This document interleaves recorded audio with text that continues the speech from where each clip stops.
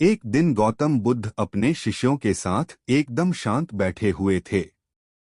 उन्हें इस प्रकार बैठे हुए देख शिष्य चिंतित हुए कि कहीं वह अस्वस्थ तो नहीं हैं। एक शिष्य ने उनसे पूछा कि आज वह मौन क्यों बैठे हैं, क्या शिष्यों से कोई गलती हो गई है। इसी बीच एक अन्य शिष्य ने पूछा कि क्या वह अस्वस्थ हैं, पर बुद्ध मौन रहे। तभी कुछ दूर खड़ा व्यक्ति जोर से चिल्लाया, आज मुझे सभा में बैठने की अनुमति क्यों नहीं दी गई है। बुद्ध आंखें बंद करके ध्यान मग्न हो गए।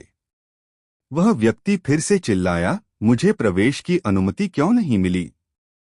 इसी बीच एक उदार शिष्य ने उसका पक्ष लेते हुए कहा कि उसे सभा में आने की अनुमति प्रदान की जाए। बुद्ध ने आंखें खोलीं और बोले, नहीं, वह अछूत है, उसे आज्ञा नहीं दी जा सकती। यह सुनकर शिष्यों को बड़ा आश्चर्य हुआ।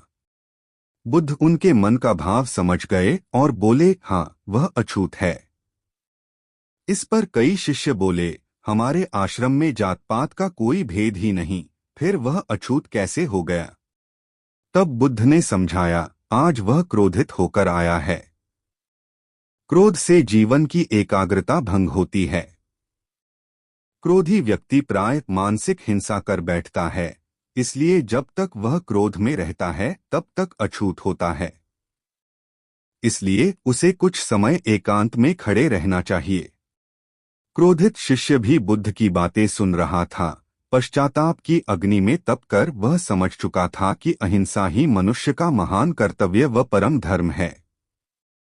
वह बुद्ध के चरणों में गिर पड़ा और कभी क्रोध न करने का प्रण लिया।